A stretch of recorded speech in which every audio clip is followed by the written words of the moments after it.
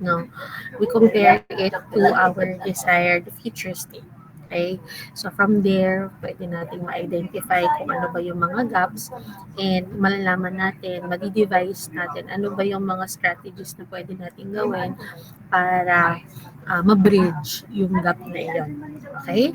So, ngayon, mag-proceed tayo with yung gap analysis. This is part ng pagko-conduct ng ating literature review.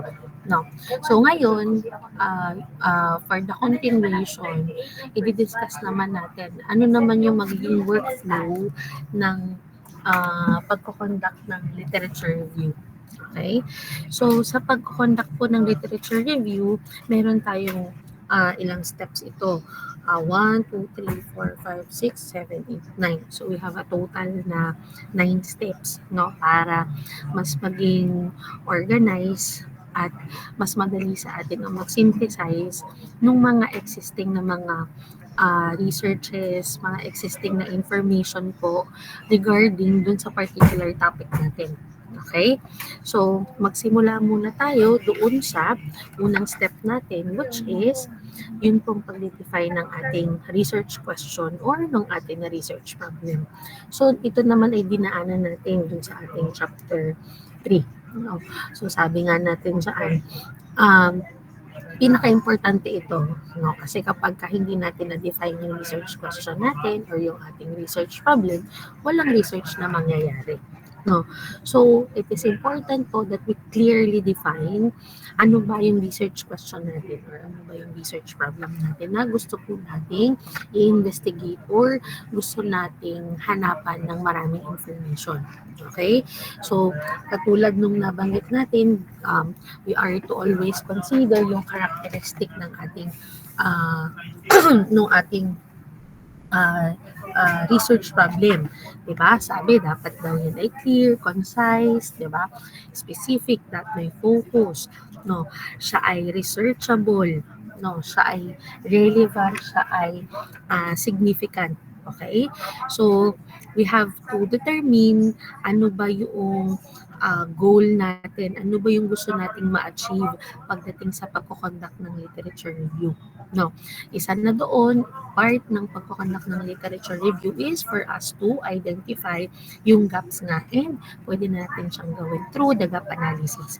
No, after noon, after gathering the information, pwede na tayo mag-summarize ng mga findings natin and after that, ma-inform na yung mga future research, no, regarding dun sa nakuha natin na information. Okay? So, yun yung first step natin. And then, yung second po is, kailangan mag-conduct tayo, no, na-identify na yung research problem and yung research question. Ngayon, magko-conduct na tayo ng preliminary searching process natin. Okay? So, paano ba natin ito gagawin? So, una daw, mag-generate tayo ng listahan. No?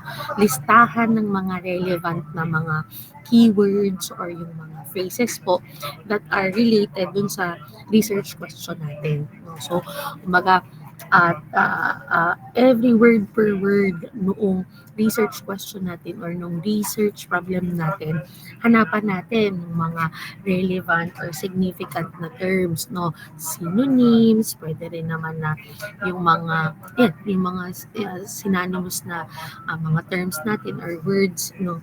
Or even phrases. So, gagamitin natin siya. Ililist down natin ang mga yon.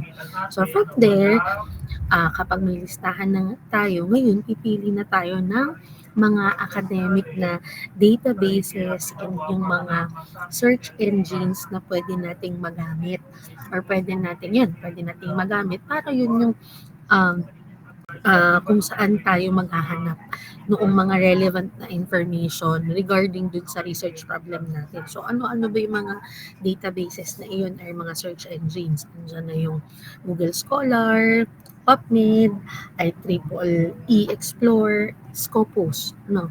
So, ayan. Yan yung mga example ng mga search engines natin.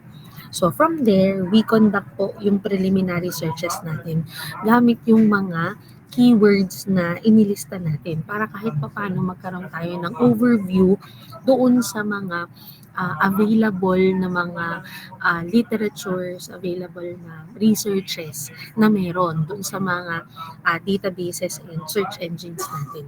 Okay? So after noon, magre-review po tayo at magre-refine noong atin na scope. So syempre marami ka ng information na nakita using the relevant keywords. No?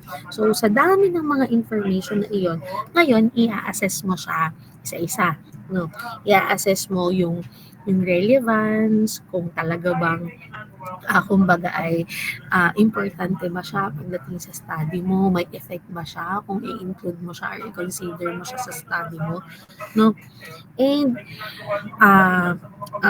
i-assess din natin yung quality ng ating mga sources, no? So syempre may mga pagkakataon ay may nakuha kang information pero hindi naman ganun ka-reliable yung source natin. No.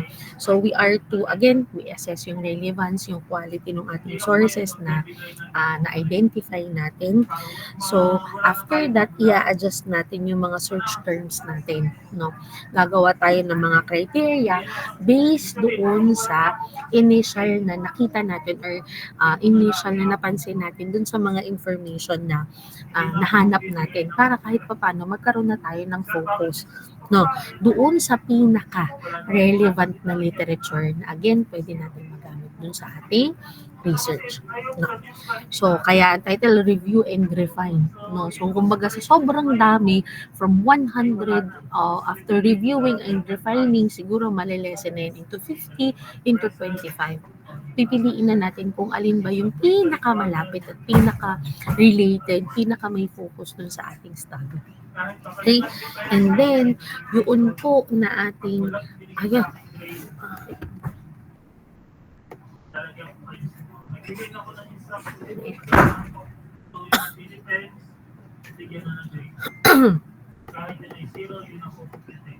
okay. No. So, ngayon, after nung pagre-review at pagre-refine natin ng ating scope, okay, sunod na dun is magko-conduct na tayo ng comprehensive na literature search. Okay? So, kanina nireview na natin at nirefine yung kumbaga magiging coverage ng ating literature review.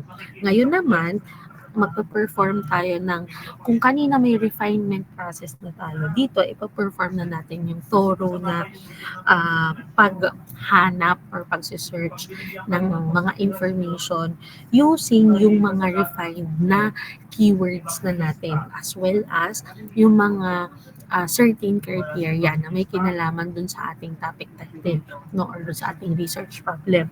So from there, i-record po natin lahat ng mga information na nahanap natin, no, i-record natin siya, yung mga relevant information, relevant na articles, kung mga journals man yan, or libro, no. And kung ano-ano pang mga resources na nakitaan ninyo ng information na malapit sa topic title ninyo. So, kailangan yun, no, because in the end po, magkakaroon tayo, no, i-include natin sa pagre-record noon, idadagdag natin or isusulat natin lahat po ng mga bibliographic details natin as well as yung abstract ng ating study. No? So kung gagamit naman tayo ng mga databases and search engines, so makikita na naman natin yung mismong abstract as well as itong bibliographic details. No. So importante po na kukuhanin natin yung bibliographic details para in case no meron tayong mababalikan, no, in case na ay medyo hindi ko agad na nakuha itong information na ito, at least you have your details na pwede nating balik-balikan, no. And then after po niyan, kapag nakapag-conduct tayo or nag-perform na tayo ng mas thorough pa na research, no. So ngayon, i-screen natin at i-select na yung mga relevant na literature. Okay? So from the preliminary search na kumbaga 100 yan. Sa reviewing and refining, 50 na lang. For the comprehensive na literature search, no? So, sabi naman doon, ay kukuhanin na natin yung mga bibliographic details, i-record na natin kung saan ba nanggaling yung mga information na iyon. Ngayon, i-screen natin at i-select na yung relevant na literature natin. No. So, papaano ba natin siya gagawin? So, sa pag-i-screen po at sa pagpili ng relevant na literature, so, i-apply natin uh, na kumbaga i-categorize or gagawa tayo ng criteria para po mapili natin yung mga studies na relevant or directly ay relevant dun sa ating research question. Okay? So, again, kasama po doon, sabi, ilalagay daw yung mga bibliographic details. So, sa paghanap po noon or sa pag-i-include noon, so dapat kasama yung mga publication date, ano ba yung study design na ginamit, ano ba yung specific na or ano ba yung significance or relevance niya doon sa topic title ninyo or doon sa research problem na in-address natin. Okay? So, ngayon, no, so ngayon, i-exclude natin or hindi na natin isasama yung mga sources na hindi po na-meet yung criteria natin or sabi nga, di ba, may step tayo kung saan i-assess natin yung review and refine kung saan i-assess natin yung relevance and yung quality. Kapag napansin natin na, ay, medyo malayo na ito, hindi na siya ganun malaki ang effect or relevance dun sa study ko, low quality na siya, no? So, hindi na natin siya isasama. Okay? Tapos, pagkatapos natin mag-screen ng at the same time mag-select, no? So, isi-separate na natin, ito ba ay magagamit, yes or no? So, ika-categorize na natin siya para hindi na natin maisama yung medyo malayo naman, yung hindi naman ganun ka-relevant sa study natin. No. And then, yung sunod po natin na step is, ngayon, i-organize na natin yung ating literature. Okay? Ngayon is, igugrupo natin yung literature into different categories again, no, or i-group natin siya in terms of themes, no. So, yung theme natin, gagawin natin siya based sa, for example, sa commonality, sa methodology, or sa findings. In our case, kadalasan po ang ginagawa natin dyan para makategorize natin is, okay, ito bang magsimula tayo with the conceptual literature o ito bang conceptual literature na ito, is it part ng input natin, no? Is it part ng kumbaga discussion pagdating sa raw information or raw data na kakailanganin natin? Is it part ng process? Ito bang literature na ito ay may kinalaman sa pagpuproseso para ma-achieve natin yung target output? And then, ito bang part na ito, again, conceptual literature, is it part ng output natin? No. So, ganun din siya pagdating sa pagpe-present ng ating research literature, tsaka ng how are we going to synthesize. No. So, ika-categorize natin siya. Again, depende na sa inyo kung paano. Example na lang is, halimbawa, commonalities, raw materials used. For example lang, halimbawa, materials used, no, yan. And then, ano ba yung methodologies na ginamit at in-apply, and then, ano yung naging findings natin. No? So, after that, i-develop na natin yung bibliography or yung reference list po ng mga sources na plano or kumbaga gusto natin i-include dun sa ating literature review. Okay? So, by the way, later, i-discuss naman natin what is the difference between the bibliography and reference list. But in our case, in our research po, in our project study, we will be using or we will be having yung bibliography po. No? So, take down notes ha. Sa study natin, sa manuscript na gagawin ninyo, bibliography ang gagawin natin. Okay? So, okay na tayo, na-organize na natin yung literature. Ngayon, i-analyze naman at isi-synthesize natin yung mga naging findings natin. Okay?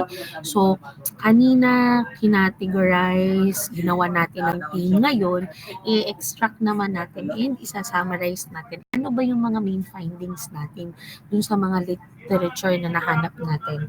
Includes yung main findings, yung mga arguments, even yung conclusion no, dun sa mga nakita natin na mga sources. Okay? So, from there, makakakita tayo ng, syempre marami ka ng information. So, makakakita kayo ng trend, no? Magkakaroon tayo ng patterns or makikita natin yung mga differences or yung gaps natin pagdating doon sa information na nahanap natin. Okay? And then, after po noon, kapag na-identify natin siya, kapag nakakita na tayo ng iba't ibang pattern, nakita na natin yung gap, yan, pwede na nating i-analyze papaano na yung mga maraming studies or yung maraming researches na iyon ay pwede nating ma-relate doon sa magiging study natin. No? At pwede natin siyang gamitin as our reference na pwede nating magamit again to answer yung ating research problem or yung sa ating research questions. No? Okay? And then, after nating mag-analyze and mag-synthesize, ngayon, magsusulat na tayo ngayon ng literature review. Okay? So, papaano naman ito? Ngayon, di ba, unang step natin is yung research question or yung research problem. No? Ngayon, sa pagsulat ng ating literature review, nandiyan dyan na isusulat po natin, ilalagay natin, syempre, yung background. No? I-introduce natin ano ba ang research question natin, ano ba yung hinighlight or in-address natin na research problem, bakit tayo magko-conduct ng literature review, ano ba ang purpose niya. No. So after introduction, actually every part ng inyong manuscript, kailangan meron tayo at least short introduction, 2 to 3 to 5 sentences, no, to introduce yung different parts ng ating manuscript. No. So hindi lang siya kasi literature review ang pinag-uusapan dito eh. Pero mind you, no, so take down notes that in every part of your research proposal or ng inyong research manuscript, as much as possible po, lahat po ay magkaroon tayo ng introduction. Ano ba ang dinidiscuss mo? Ano ba ang dinidefine mo? Or ano ba yung meron dun sa inyong ah ah ah anong tawag dito? Lahat ng part ay dapat dinidiscuss doon sa inyong manuscript. Okay? So, ngayon, nasa na tayo? So, i-discuss na natin yung mga literature in a structured format. Okay? So, pagdating sa literature review, 3 parts yun. So, conceptual literature, research literature, and then yung atin po na synthesis. No? So, conceptual literature, from the title itself, concept. No, concept. Concept siya. Theoretical information. Theories, yan. Diyan siya. No. And then the next part is the research literature. So, dyan included yung mga studies, mga researches, ayan. No. And then yung synthesis are dito po natin dinidiscuss yung, anong tawag dito, dito po dinidiscuss yung similarities, differences ng ating study nung inyong pinopropose doon sa mga previous na mga studies. No? So ngayon, kapag mape-present na tayo nitong mga literatures na ito, so pwede natin siyang gawan ng structured format. So pwede na in chronological order. Anong ibig sabihin nun? So, pwede na from latest to oldest. No? So, actually maganda ito kasi para makita natin na sa pagdaan ng panahon, ito na yung nagiging improvement, ito na yung pagbabago na nangyayari sa pagdaan ng panahon. No? So, pwedeng ganon. Pwede rin naman na thematically. No? So, pipili kayo ng theme pagdating sa di-discuss ninyo. So, it can be, okay, magsimula tayo with our inputs, discussion ng ating raw material, discussion ng specific na details pagdating sa, yun, yung input natin. And then after nun, okay, we discuss naman yung mga processes natin, no? And then, ano yung specific process na pagdadaanan ng ating raw material para siya ay maging output. And then again, uh, pwede nating maging team na, okay, ito output naman, no? Yung output naman yung i-discuss natin. Okay? So, pwede rin, thematically na siya, tapos ay in details pa, o halimbawa ay magsimula tayo with uh, uh, regarding, halimbawa nga ay the raw materials used, the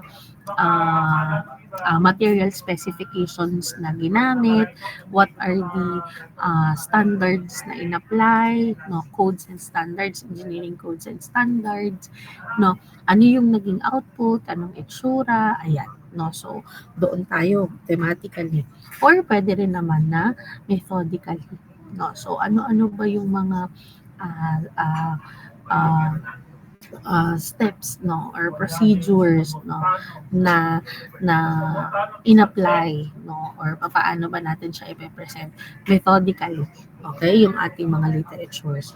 So from there we compare, and then sabi nga we check yung differences ng mga naging findings natin. Okay, so we highlight alin ba doon ang pinaka-significant or relevant dun sa atin na na studies, no? Again, comparing dun sa gusto niyong mangyari, ha, dun sa gagawin ninyo na study. And then, doon po, ma-address na natin kung ano yung gap. No. So, pagka po na-compare na natin siya, nakita yung differences and similarities, ngayon, isa-summarize natin what are the main insights, no? So, makikita natin alin yung gap, no? Alin yung gap, alin yung mga inconsistencies, no?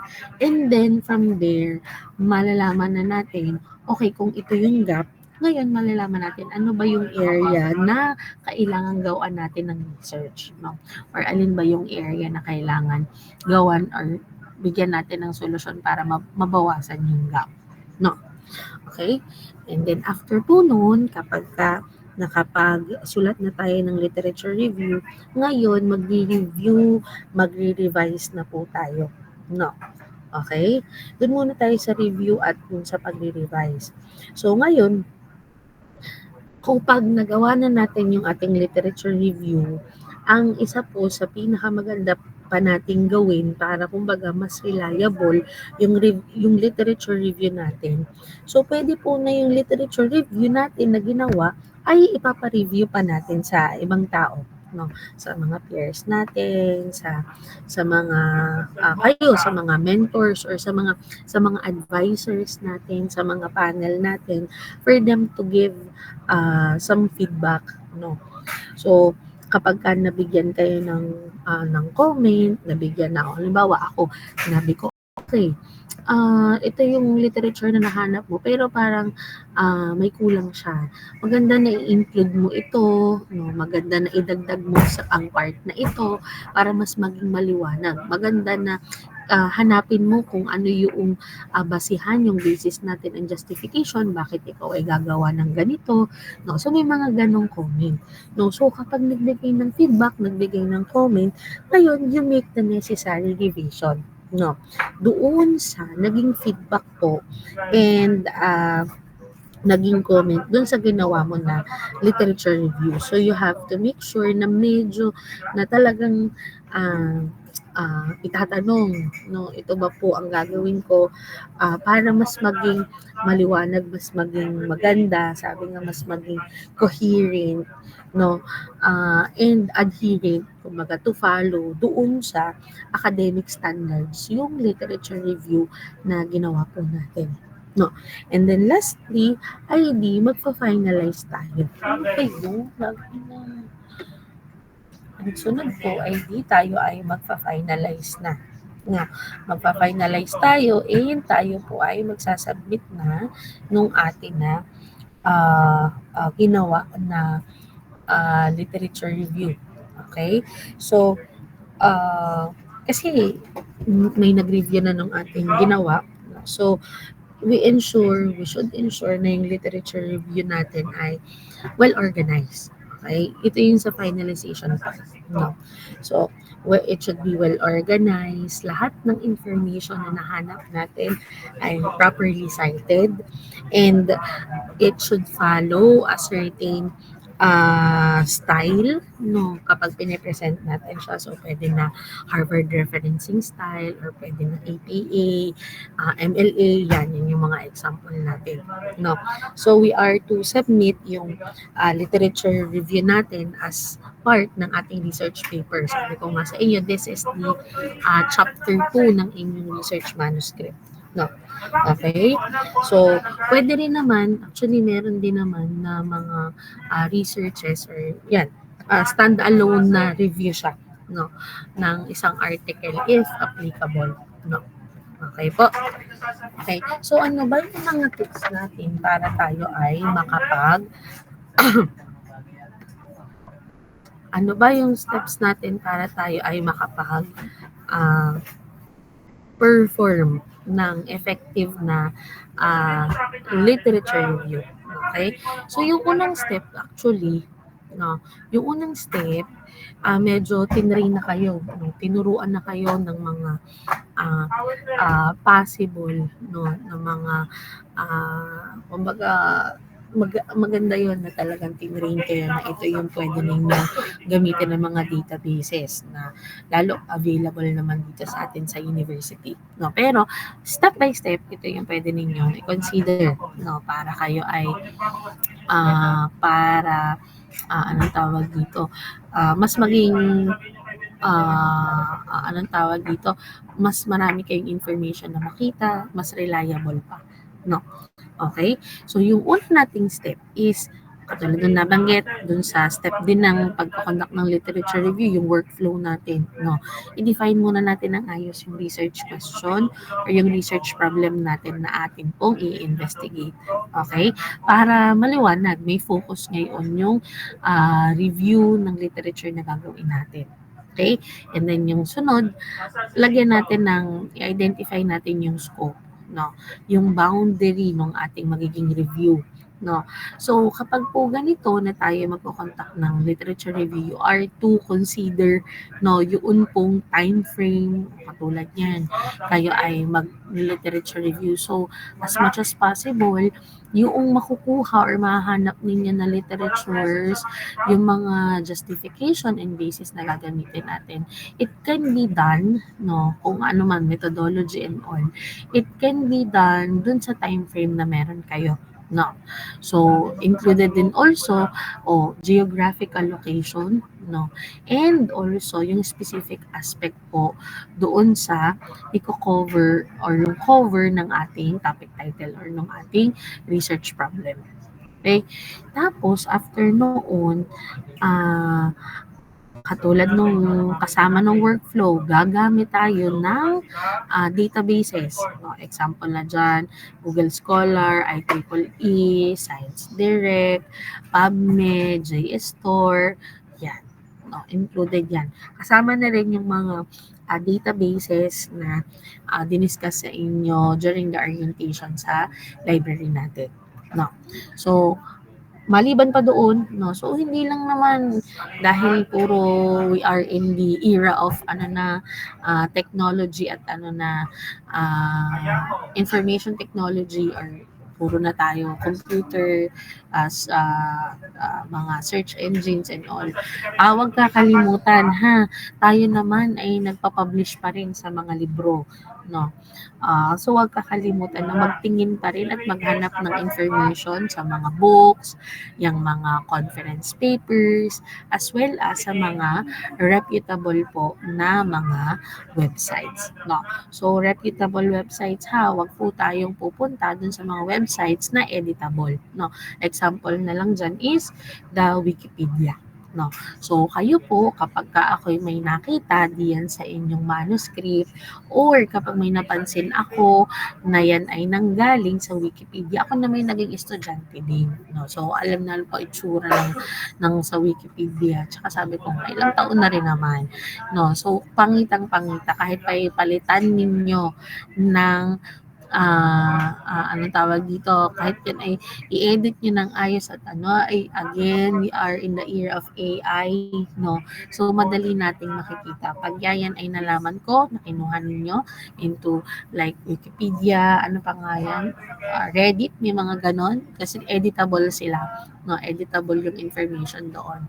So, uh, alam nyo ang ginagawa ko, hindi ko na binabasa yung buong manuscript, no? Ang ikino-comment ko na lang dun sa front page ng kanilang manuscript, repeat all. No? Okay po? Maliwanag po. Ha? Pag ako'y may nakita diyan sa inyong manuscript at napansin, naintindihan? Ha? Ay gusto ko ay mag-react kasi sinasabi ko sa inyo, okay, pagka yan ay may nakita ako, ang i-comment ko lang, wala akong babasahin, hindi ko babasahin yung manuscript ninyo. O-commentan ko lang. Repeat all, malaking malaki. Ha? Maliwanag po.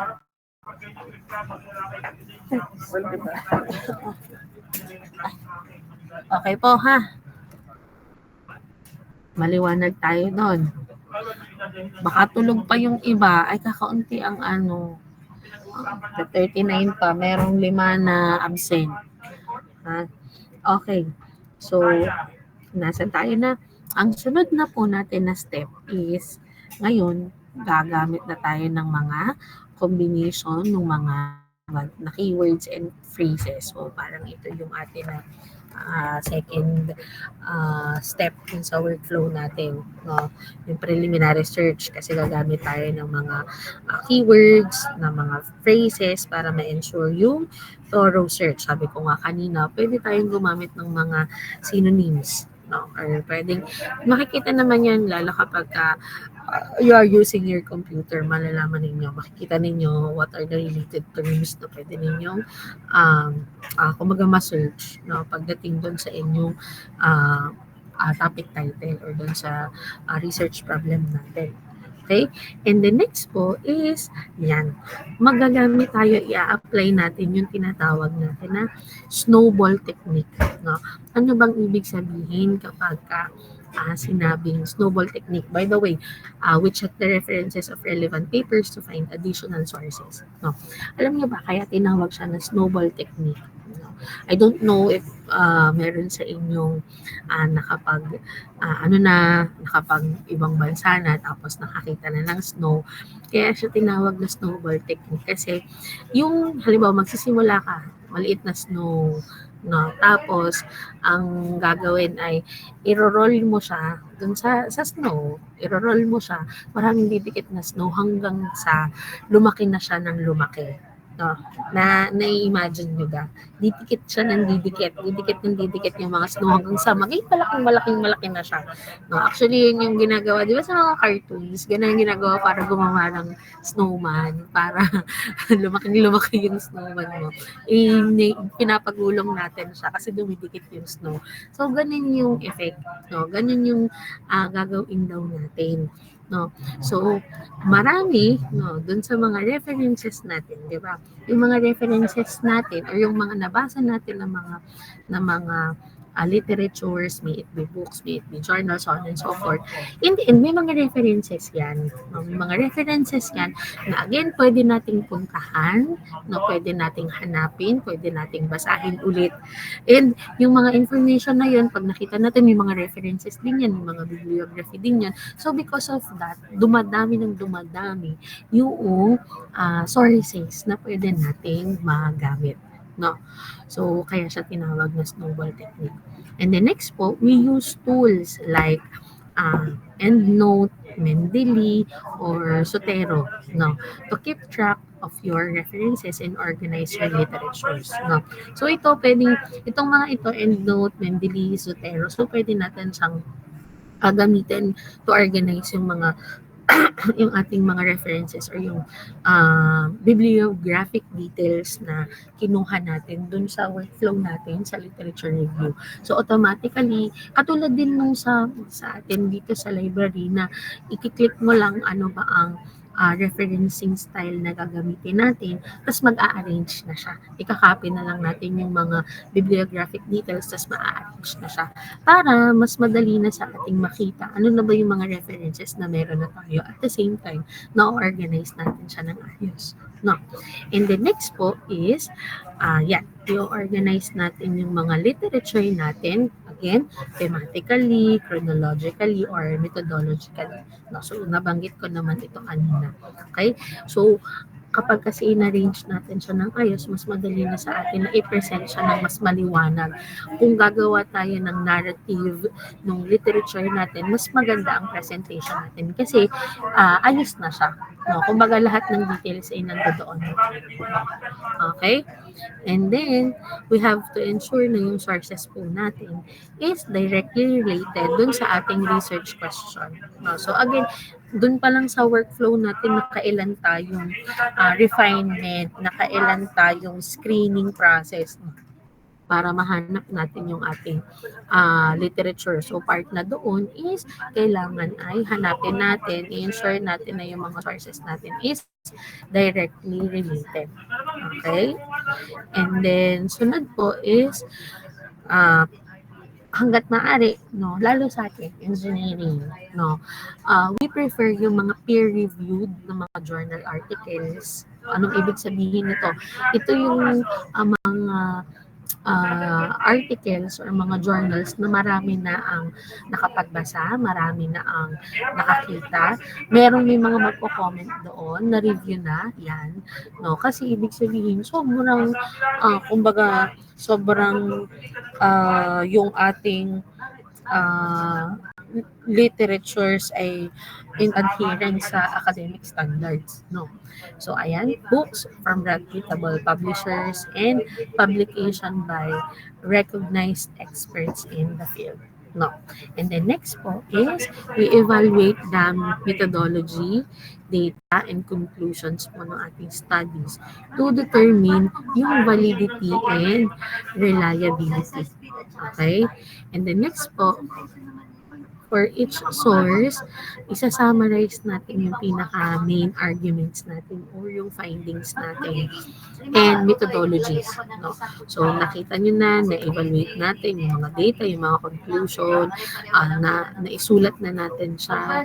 No? Ngayon, pagsasama-samahin natin, isa-summarize natin yung mga yun. No? Okay?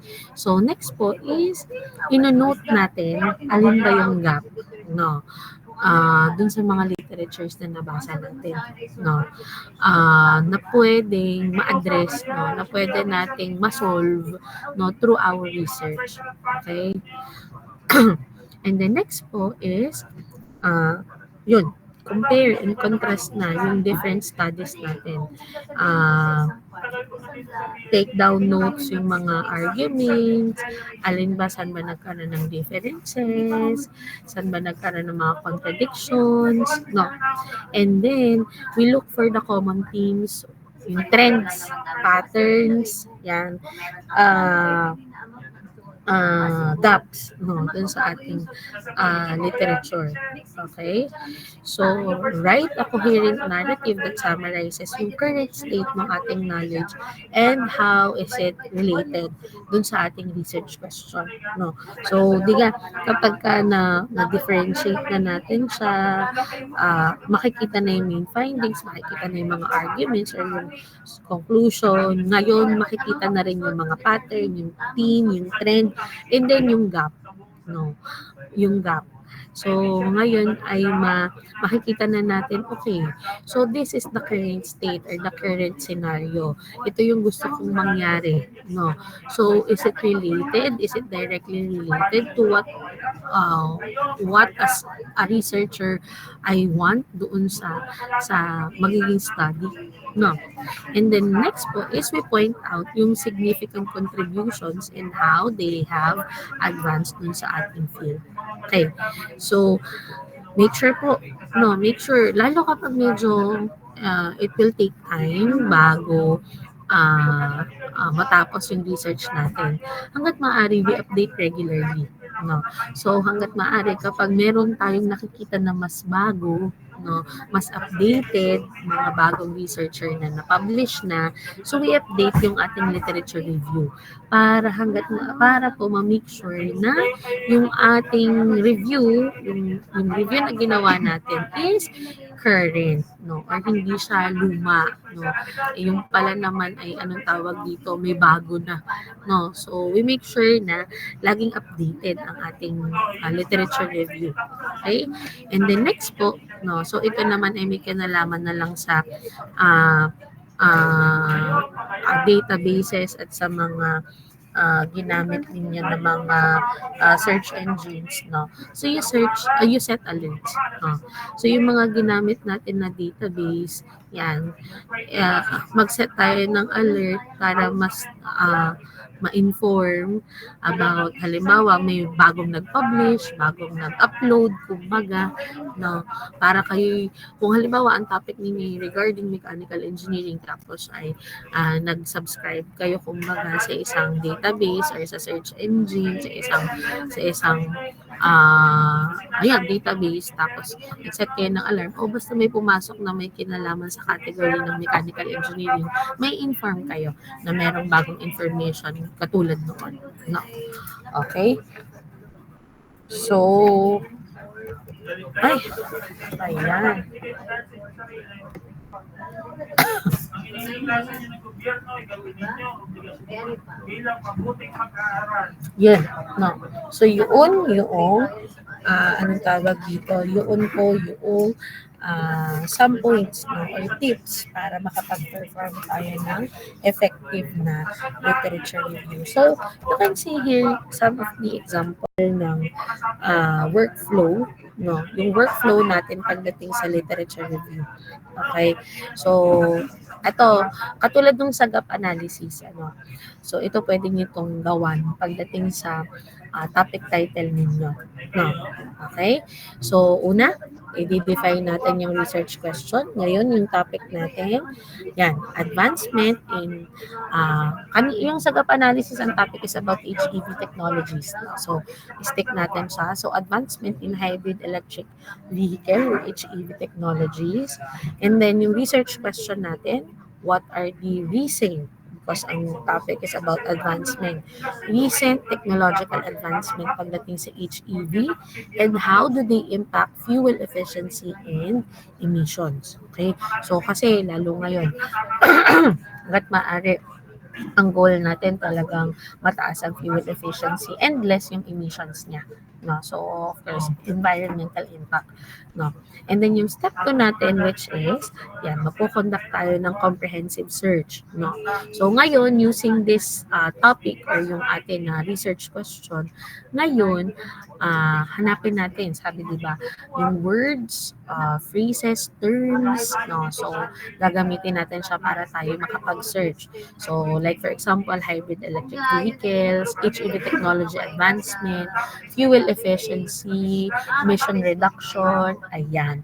No. So, katulad nun, we use different databases and search engines. Sample na dyan is the IEEE, Science Direct, Google Scholar. Okay? And then, step 3, i-organize natin ngayon at i-evaluate yung mga sources natin. So, katulad ng nabanggit ko kanina, mag-create tayo ngayon ng category, no? Categories, no? Marami, no? So, ngayon ay maghanap tayo ng mga information na may kinalaman sa battery technologies, electric motors, no? Fuel efficiency improvements, as well as yung emission control technologies. Okay? Tapos after noon, sabi natin, di ba, yung mga category na yaan, no, kukuhanin natin yung mga bibliographic details, no, yung mga information. Tapos ay isusulat natin siya. Kailangan masulat natin dahil importanteng maisulat yun dahil yun yung gagamitin natin, yun yung isa-cite natin pagdating sa ating paper. Ano? So, ngayon, sabi nga dyan, we use No, sabi dun sa tip 3 yung para maging effective ang literature review natin is no, para ma-organize yung mga bibliographic detail yan, gumamit tayo ng Mendeley no para ma-organize yung mga papers natin into different categories. Okay? And then next po is yan, magsisynthesize na tayo at magsusulat. No. So, syempre katulad nung nabanggit ko sa inyo, dapat lagi pong uh, in writing yung literature review.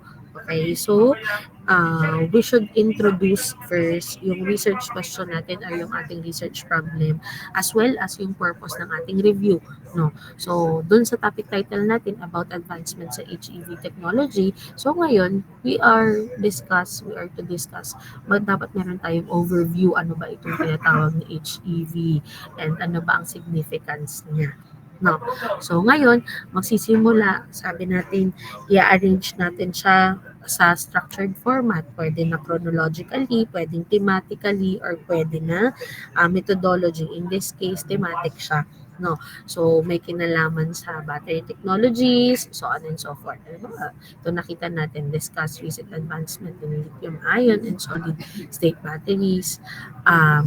Yan. Uh, ang team natin ay about electric motors, review improvements in motor efficiency and power density.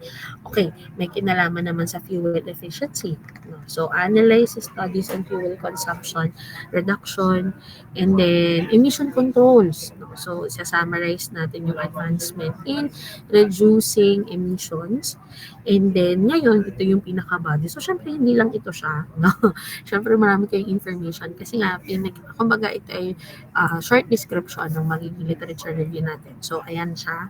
And then, pag na-discuss na natin, next is yung pinaka-conclusion natin. Kasi, di ba, part ng ating pagsusulat ng literature review is for us to compare and to summarize yung mga main insights natin. No? So, for the conclusion, isa-summarize natin yung key findings, we identify yung gaps, no? And then from there, we suggest yung areas na kailangan pa for future research. No? Tapos anong sunod doon? Po is yun na yung nakita natin ng mga literature or yung nagawa natin itong naisulat natin na literature ipapareview natin sa mga peers natin, sa mentors natin or advisor or sa mga panels natin. Tapos we ask for some feedback, no, or comment, and then after that we make the necessary revision, no, in line dun sa naging comments and suggestions, sa naging feedback, para again, mas maging malaman, mas may content, or kumbaga ay mas reliable yung gagawin natin na literature review. And again, lastly, idea niya. Ipa-finalize natin siya by following or presenting it using format, yung required style natin. So, sa atin naman, we can use the Harvard referencing style or the APA style. No. Okay? Ayun. Yun po ang pagsulat ng ating literature review. Okay? So,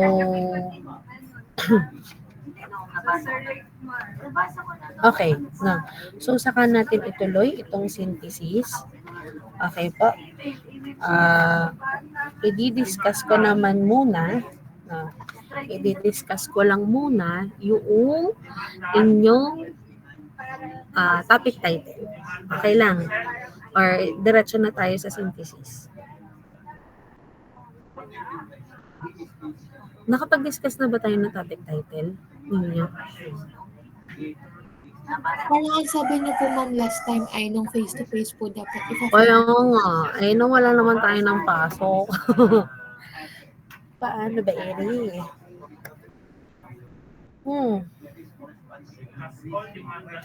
Sige. Last 30 minutes. I-discuss natin. No.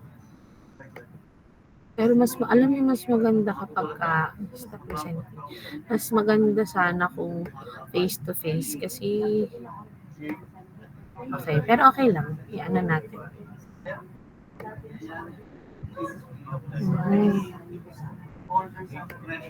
Saan ako natapos? Hindi ko pa talaga naiisa-isa ito.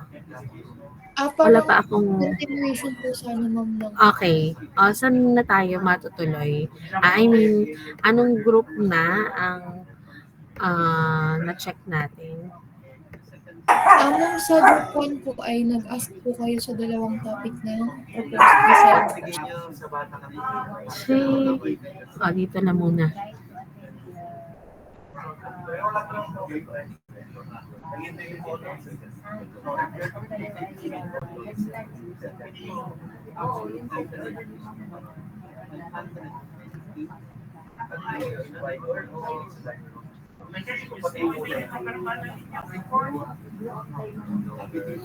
Wait lang ha.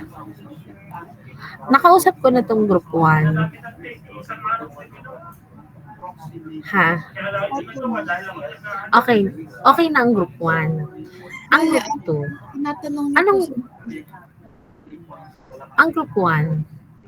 Ang tinatanong niyo po ulit, ma'am, sa group 1 ay yung design and development of a hybrid centrifugation vacuum drying process. Naghahanap po kayo ng design.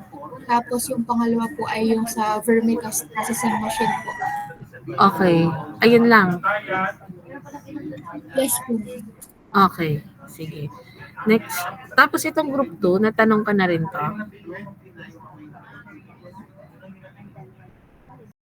Yes po, ma'am. Oo, Pero parang... po parang wala pa pong na-approve ulit. Okay. May nadagdag ba dito? Meron Yun na yung itong... sa last po. Meron na itong fly larvae na ito. Ongoing itong study na ito. Actually, bago na ito na-approvean talaga. No, mahihirapan kayo. Lola yung barangay. Pwede. Wala pa rin. Tilapia. Wala pa rin akong makita anak na okay din sa inyong sa group 2 dito sa inyong topic. No. Maybe during our face-to-face, kung talagang dito kayo mag-i-stick, you justify to me ano ang iba din sa inyong pinopropose na ito. But lahat ng topic na ito ay hindi na ako kasi meron ng mga nag-propose ng ganito. No. Okay. Sunod ay electrocoagulation for ammonium removal industrial waste. Nako. Polyurethane waste meat soul metal. Meron na rin ito eh. Ito last year meron na nag-propose ng ganun eh. Ba't nagkakapare-pareho na ang una kong tanong, 12, nandito ka ba? 12. Yes po. Utoy, ano ba to? Meron bang available na pistachio dito sa atin? Why there is a need na siya ay ipil? Ang na-search ko po ay parang wala pa po pero sa ibang places po ay meron po. Ayun na nga. No, you are in the Philippines. No. So, sabi natin, di ba, you check yung resources natin. No. Kasi baka hindi naman siya feasible. Hindi natin siya pwedeng gawin dito sa atin. Baka mamaya ay, okay, ano nga siya kasi, okay, pistachio. Sige, go tayo. Pero baka wala naman dito sa atin sa Philippines. Tsaka para saan na tayo yung need natin siyang ipil? Aanhin natin.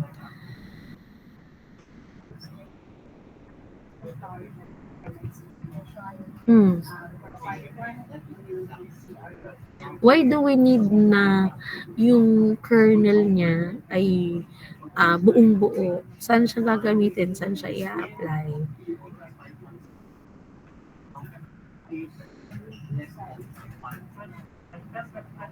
Uy, nawala na. Aring isa naman ay meron ito.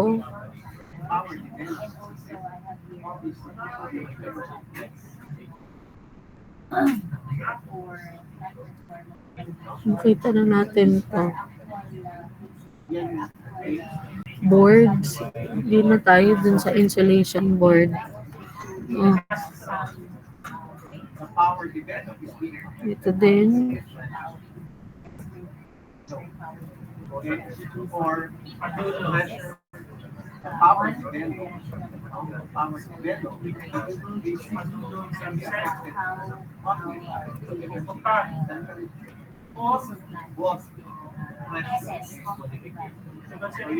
Mhm.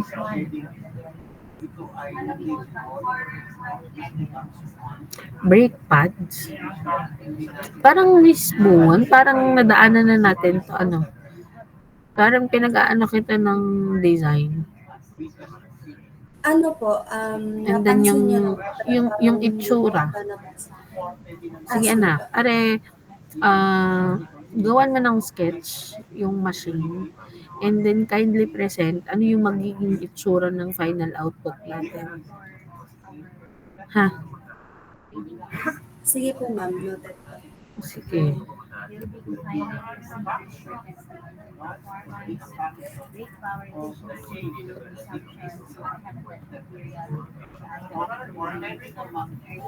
Mhm.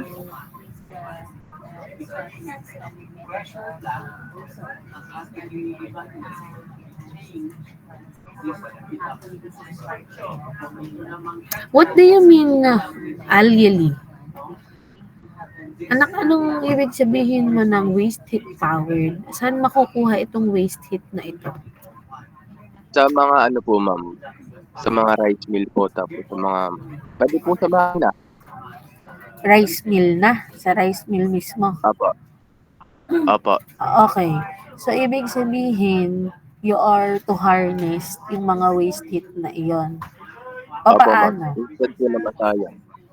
Bali po may gagamitin po na ano dyan, yung pong pang tawag dito. Nakalimutan ko po ma'am yung tawag pero na-research ko po yan ma'am. Ngayon, ang tanong ko, anong mga crops ang iyong ipaprocess?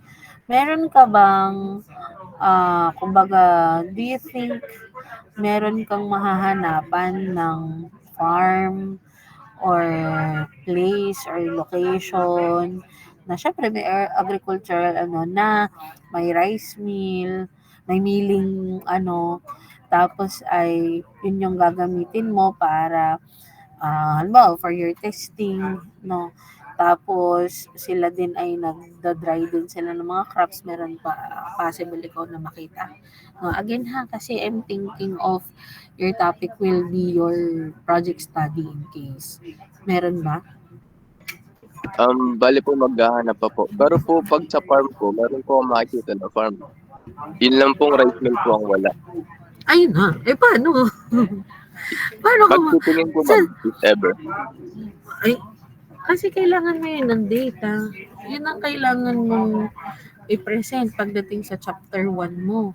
No, kailangan mo yung maipakita na, ay ma'am, sobrang laki po ng na-waste na heat na napuproduce kapag ginagamit aring rice mill. Sayang naman po yun. No, ganito po siya kalaki, pwede na po tayong makapag-dry ng halimbawa ganito. No, ganito pong crops. No, paano mo nasabi na pwede? At pwedeng ma-harness pa yung energy na yun kung hindi mo alam kung gaano kadami. No. No, ang akin ay lang, makatotohanang tanong. Hindi po ma'am. Kaya pero pwede rin naman na kumbaga hanap ka ng literature kaya, no? May makikita ka kaya nun na kumbaga ano ba ang average na waste heat na napoproduce using a rice mill, no? Pwede rin namang ganon Sige po. kung talagang wala. Okay. Kindly present yung system mo. I believe this is a system. It is not only a simple na machine, but it is a system since meron kang unang-una ano yung equipment mo or ano ba yung magiging design mo on harnessing itong waste heat and using it para makapag-dry. No? Maliwanag? Opo ma'am. Okay. Pinatutunayan. Okay. Aring Mr. ba to? Arpia? Aril Roche. I guess, Mr. Arpia. Yes po. Okay. Ang tanong ko dito, is it really a design and development, not a simulation? Ha? Design and development. Development talaga siya. Kasi alam mo, meron ng mga nag-propose ng ganito na power generation din siya. Ay ano pang iba nung sa iyo? Hmm.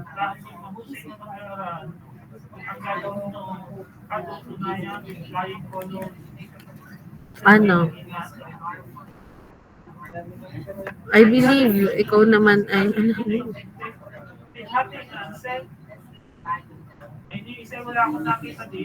Wait lang ha, wait lang.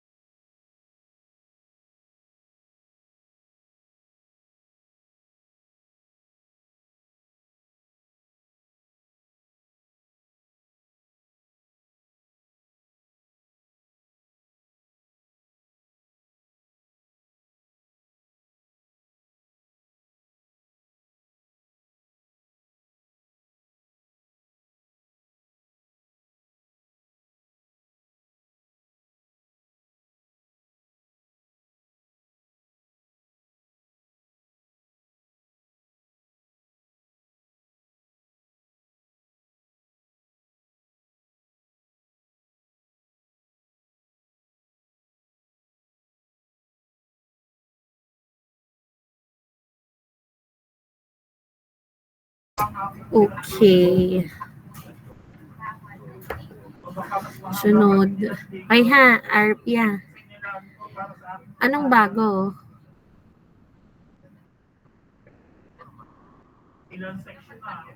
Hello.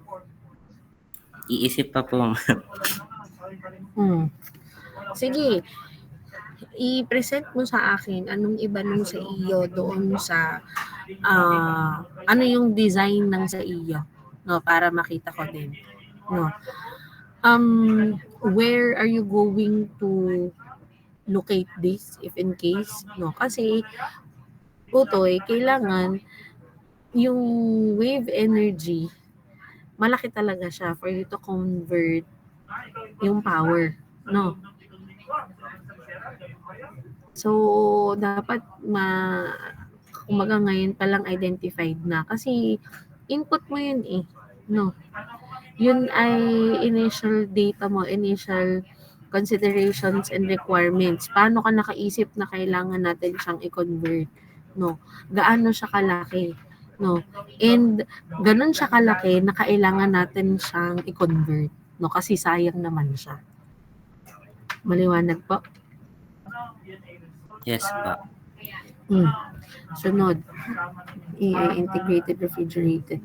What do you mean? I mean, paano AI integrated siya? Paano natin masasabi na siya ay AI? Delen.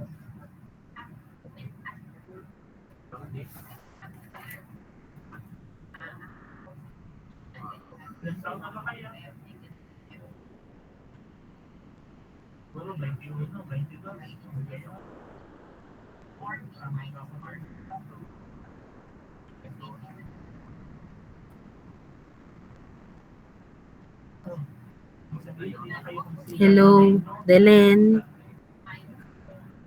Absent?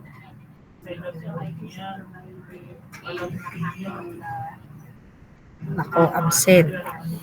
Pita. Vertical axis, turbine, rails, street lights. May nag-propose na nito sa ibang section. Kayo ba ang na-discuss ko nun? Hindi kayo. It's either 3106 or 3107. And they presented na iba yung design ng kanilang turbine. No. So, ano yung sa iyo? Miss Pita. Actually po, wala pa pong specific na design. Basta more on vertical axis lang po siya since in comparison po sa ano. As of now, mas okay sa akin yung sa ibang section. Kasi sila may design na sila. No. They know na kung alin yung iba with the existing. No. Meron na silang pinapropose na design. So, ayoko naman na paulit-ulit. No. So, kung wala kang bago, walang iba doon sa pinapropose or sa existing. Kasi alam niyo, ang turbine, yan na yun eh. Yan na siya. Kumbaga, fixed na siya. Generally, turbine siya. No. Pero na lang kung meron kayong babaguhin na hindi madidefect yung purpose or yung function niya. No. So, kung wala, ay paano ito? So, kung talagang ito ang gusto, you make sure na merong iba dito sa inyong pinopropose na ito. Kasi marami na, kahit dating-dati pa ang nagpropose nito. Okay. ROHAS. Regenerative Braking System for Energy Recovery. Okay. So, ari ay ano din, waste heat. No, waste heat din ari. Waste heat recovery. Or what do you mean by regenerative? Anong ibig sabihin noon?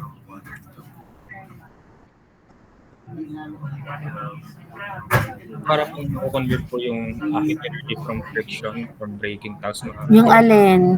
Yung electricity. Yung heat energy po from braking. Yung heat energy from braking. Kasi, ang akin naman kasi ito idadaanan ninyo pagdating sa inyong design po. Pagdating sa braking system. Power transmitting elements kasi ang ating isa sa parts. Ang ano ko doon, meron tayong iba't ibang option kung paano maiiwasan na magkaroon ng waste heat. No? It can be through using lubrication, or pwede na baguhin natin yung design ng mga pwedeng baguhin ang material, pwedeng baguhin ang operating temperature no nung ating brakes, no. So because of that, naiiwasan na magkaroon nitong ng heating, no. Pero on your part, on your case, if in case hindi siya na-apply or hindi siya na-consider, tapos ay meron tayong waste heat. So you are, same nung sa kanina, you are to harness yung heat natin, heat generated. Approximately sa mga breaks daw po, gaano kalaki ang waste heat natin? Raven, nakapag-search ka?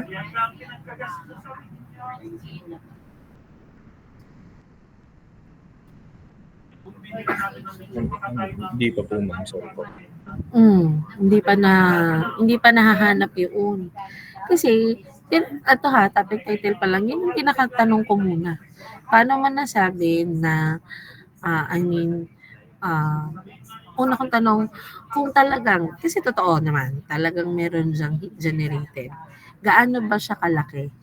Gaano siya kalaki? Same na question ko din kay Mr. Erwin. No, gaano siya kalaki na pwede natin siyang ma-harness?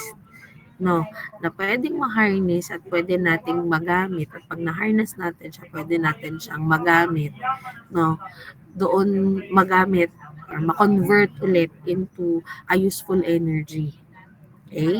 Pagtapos noon, kung ano man, kung ma-harness natin at ma-convert into useful energy, saan natin siya i-apply? At papaano? Yan ba i-store lang din natin? No. Gaano ba kalaki? No. At ano yung sistema na gagawin mo para siya i-harness? No, yun yung mga tanong pagdating dito. If in case nag-search ka at nasagot mo yun, then we can maybe proceed dito sa study natin. No, but you have to also consider, okay ma'am, kung i-harness ko siya, okay, isipin mo future, paano kung magte-testing ako, no? Kaya ba ng resources ko? Available ba siya? No. Or baka naman pwede na simulation muna ang pwede kong gawin. No, para ma-make sure na talagang meron akong energy na mako-convert, no, para maging para masigurado na talagang meron akong maha-harness na waste heat or heat generated na pwede kong ma-convert into a useful energy. Nagagets ka, Mr. Raven? Ma'am, yes po. Ha? Yes po, ma'am. Okay. Sunod. Anakan. Sadyang tatatlo kayo? Anakan. Coconut loose fill. Peanut packaging material. What do you mean by this?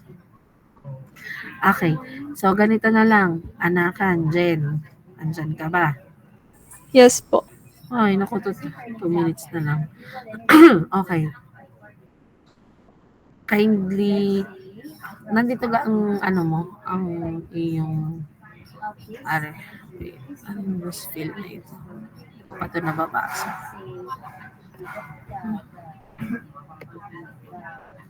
At later, coconut husk. Hindi na ako.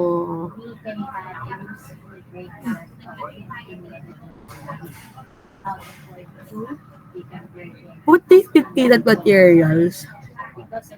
Very good sure doon. Ining next time pa-present ako na rin pa-present ako ng photo ng iyong magiging output, ha? Sige po, ma'am. Para makita ko lang. Hello? Uy. Noted po. Ilagay mo ang mo. Tapos,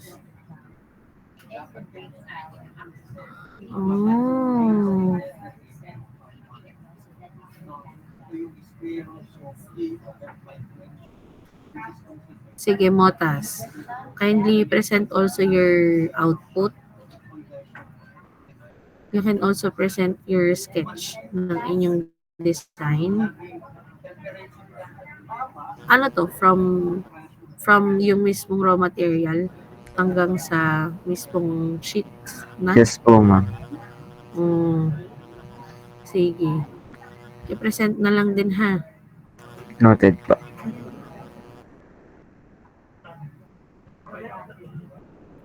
Alam mo, last time, may nag-propose na rin itong lufa na ito. Last year lang. No. I don't know if makakapag-ask kayo sa mga seniors ninyo, but you can ask, no. Kung merong bago, no, kung merong bago na anong tawag dito?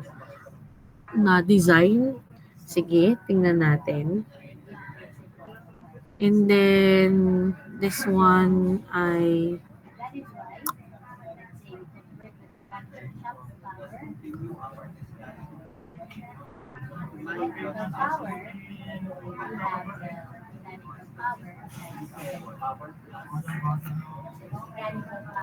walis tingting.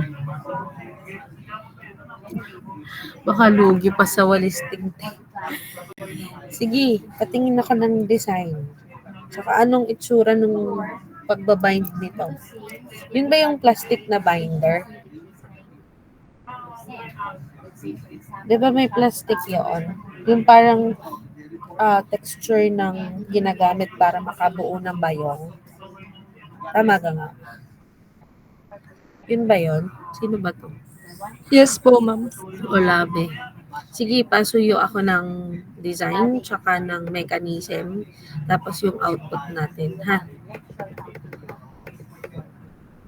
Sunod. Hindi na. Pedal no. Wala pa ha, group 8.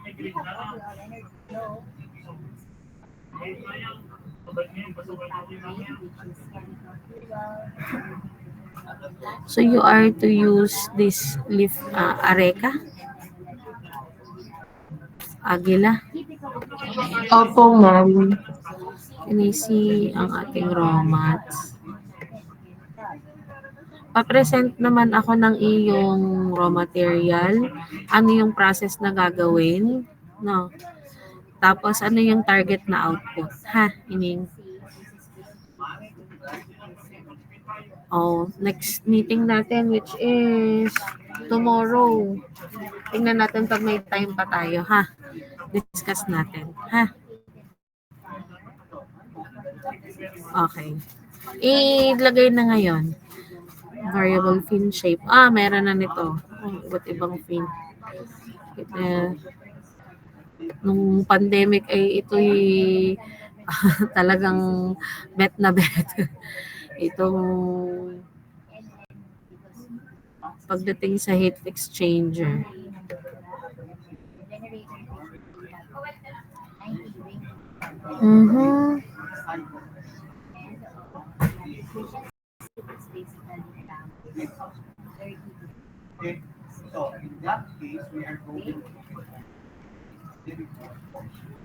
Paano ang system nito, Mr. Mercado? Naku, time na pala. Tapusin ko lang sa mabilis lang. Uy, Mr. Mercado. Hello po. Bali, may proposal design po ako sa docs. Okay, wait.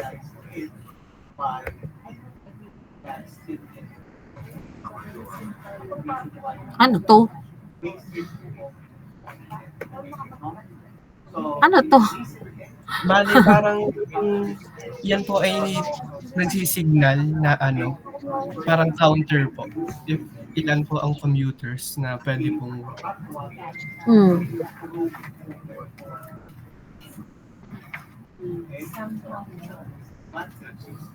parang inspired po kasi siya sa shed, pero madami po kasi sa, let's say, anuhan ng jeep, babaan at sakayan, wala naman pong shed.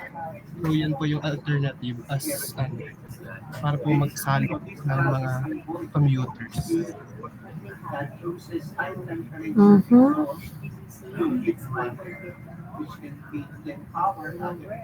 Parang mahirap ito iuto eh. No, you have to think you are to apply this, ha? I mean, gagawin mo talaga siya. Nahihirapan akong kung paano siya gagawin. Paano ang testing mo na gagawin din?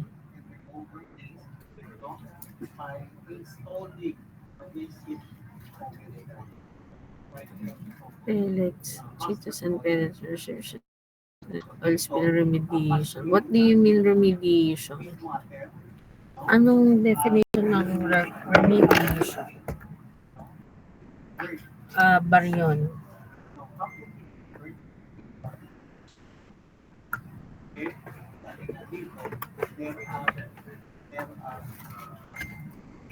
Hello, baryon.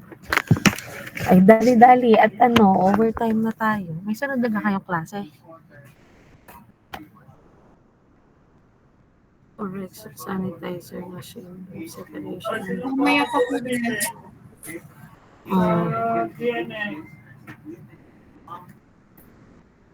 Really purpose. Alin pa? Sa December, November, paano ba siya? November? Sa 7 cardinals na yun, malamang. Okay. Ikaw, Rowena, kumiti ka na rin ha.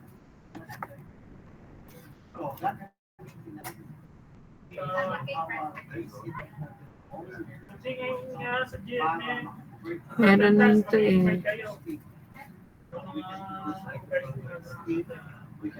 ito na rin yung last time. Dini sa huli. Ano to? Ano tong semi-automated leaf separation? Alin ang isa-separate?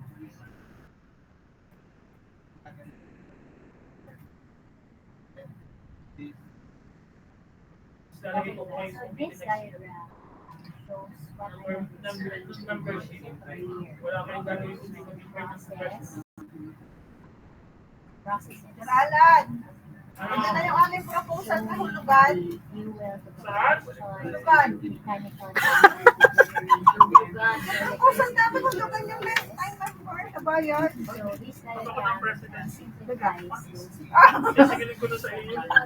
Hulugan ka natin.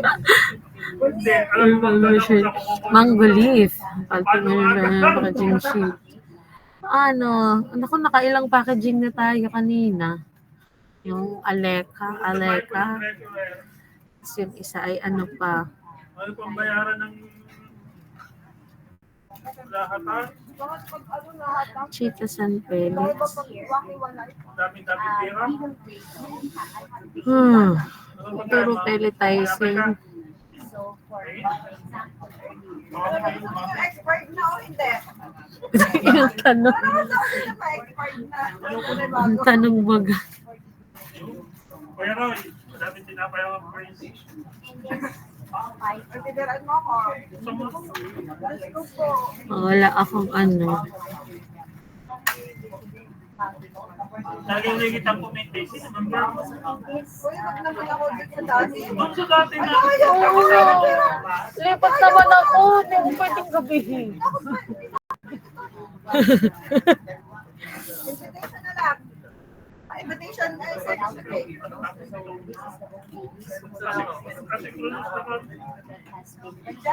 Ecofoam?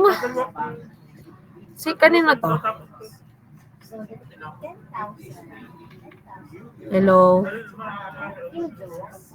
Hoy, kanina tong Ecofoam?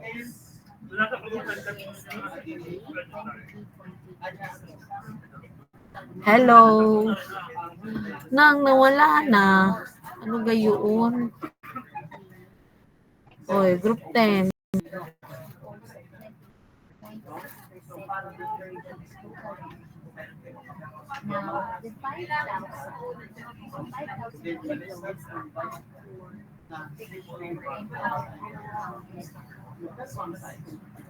Madami ditong pwede, pero hindi kayo nasagot. Hoy, I see ya. Hoy, group 10. Ay, mag-check ako ng attendance. Sige. Sinasagot ang group 10. Mga ganda ang topic ninyo. Tingnan natin kung alin ang pinaka-possible.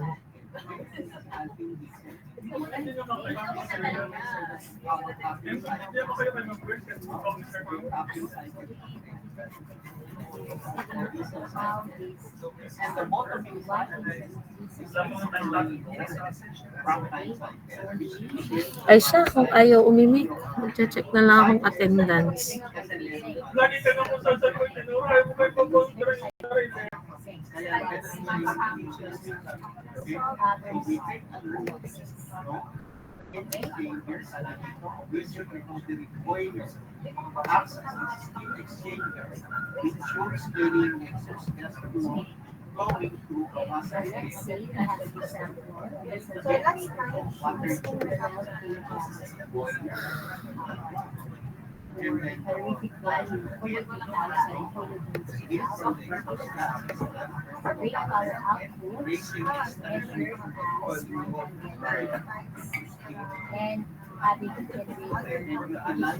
Agila. Present po. Alamano. Present po, ma'am. Alcantara. Present po, ma'am. Alyali. Dito. Present po, ma'am. Anak. Alimagno. Present po. Anakan. Present po. Arcelias. Present po. Arena. Arena. Arpia, nandito ka dito. Present po. Atienza. Present po. Atienza Patrick. Present po. Lovely. Absent. Marion Sofia. Marion. Absent. Wala raw pong internet. Buan. Present. Buan. Katapang Kaira. Present po. Itong group 10 na ito. Kokosa. Present po, ma'am. Rosat. Present po. De Torres. Present po. Dehan. Dehan. Dehan. Ha?